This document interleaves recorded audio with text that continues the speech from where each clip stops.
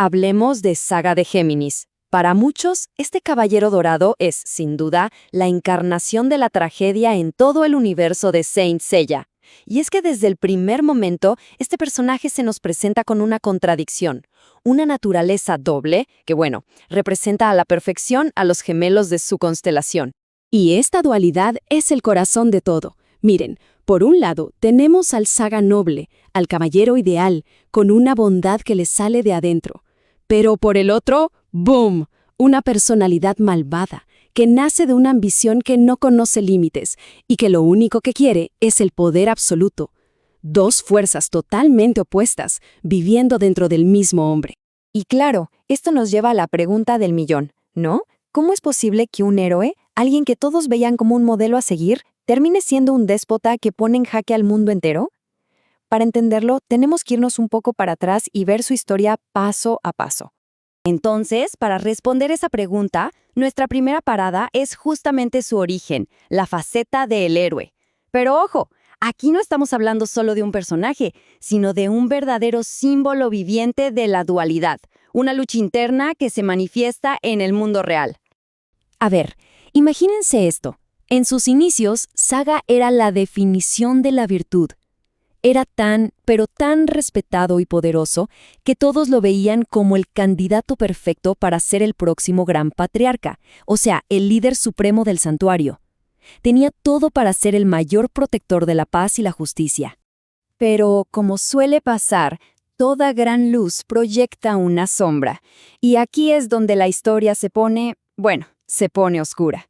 Pasamos a la etapa más terrible de su vida, su tiempo como el patriarca usurpador. Un periodo marcado por un engaño que duró más de una década. El punto de quiebre fue cuando esa oscuridad que llevaba dentro, alimentada por su ambición, finalmente tomó el control. Y su lado sombrío se desató de la peor forma posible. Asesinó al patriarca Xion, robó su identidad y, desde ese momento, empezó a tejer una red de mentiras para manipular a todos desde la cima del poder. Y lo que es de verdad impactante es este número: 13. 13 largos años. Durante todo ese tiempo, Saga gobernó el santuario bajo un disfraz, moviendo los hilos y engañando a todos los caballeros, incluidos sus propios compañeros dorados. Una manipulación a una escala monumental. Entonces la pregunta clave es, ¿para qué? ¿Cuál era su objetivo final? No era solo gobernar. Su lado oscuro buscaba algo mucho más grande: la erradicación de la mismísima diosa Atenea para poder crear un nuevo orden mundial, uno gobernado completamente por su voluntad de hierro. Las apuestas no podían ser más altas.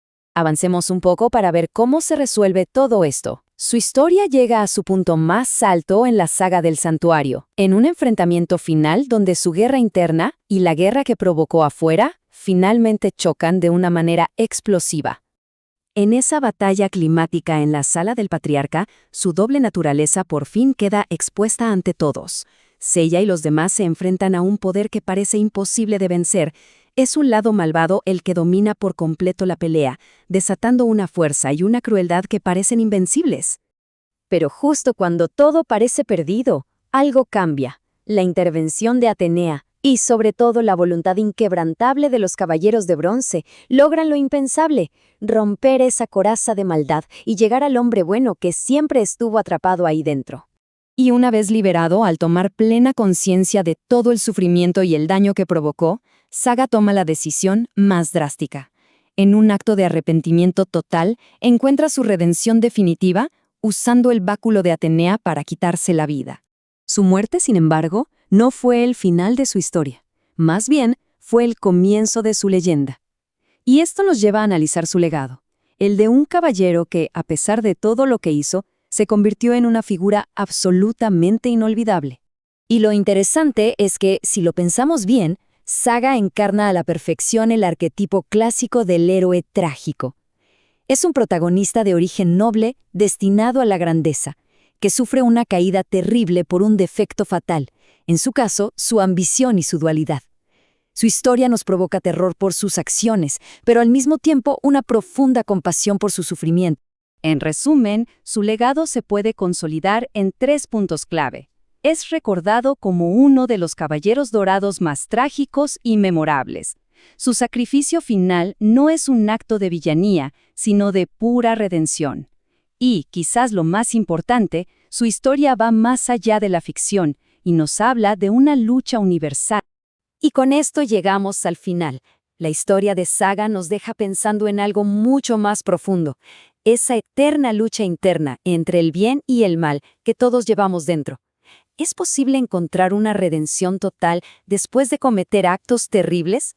La historia de Saga de Géminis, sin duda, nos deja reflexionando sobre eso.